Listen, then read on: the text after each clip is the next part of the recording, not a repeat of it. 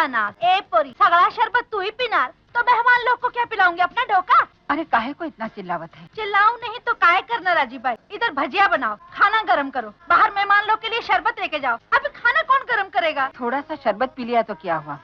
बहू के मेहमान तो हमरे मेहमान हुए ना, हम बाहर शरबत ले जावत है। वहाँ जाना है। हाँ। कितनी पगार देती है आशा? पगार 500 से कम क्या देती होगी? मैं तुम्हें 600 रुपए पगार दूंगी, काम करोगे मेरी यहाँ? हम बहुरानी के नौकर नहीं, उनका सास है। सास? बहू ये लोग हमका तुम्हार नौकर। तुम अंदर जाओ। कहा ना तुम अंदर जाओ। ये औरत क्या बक रही थी आशा? कम वक्त आया है, जरा सठिया गई। बचपन में गौतम को गोद में क्या खिला लिया, रिश्तेदारी बन बैठे।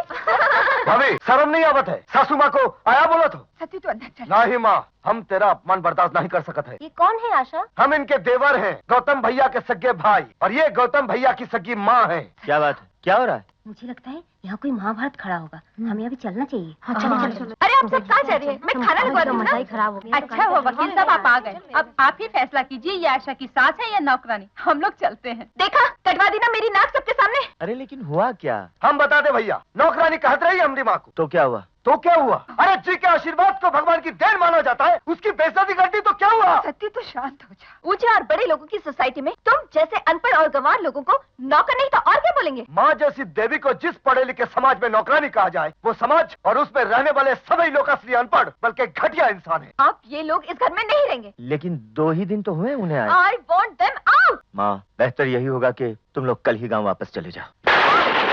सुन लिया माँ? अरे कल काहे को भैया, आज इसी वक्त घर से निकल जाते हैं। इसी दिन के लिए पिताजी ने तुम्हें शहर भेजा था, जमीन जायदाद गिरवी रखकर, अपना पेट कर हमें अनपढ़ रखकर तुम्हें वकील बाबू बनाया। ये तो आशा के पिताजी हैं जिन्होंने मुझे अपने घर में जगह दी, पानी की तरह पैसा बहाकर मुझे पढ़ाया लिखाया। जितने पैसे गांव से आते थे उतने पैसों में तो मैं बंबई में 2 वक्त का पेट भरकर खाना भी नहीं खा सकता था। आज मैं जो कुछ भी हूँ आशा की वजह से। अब सारी बात समझ में आ गई, तुम काहे खातिर जोरू के गुलाम बन गए। गौतम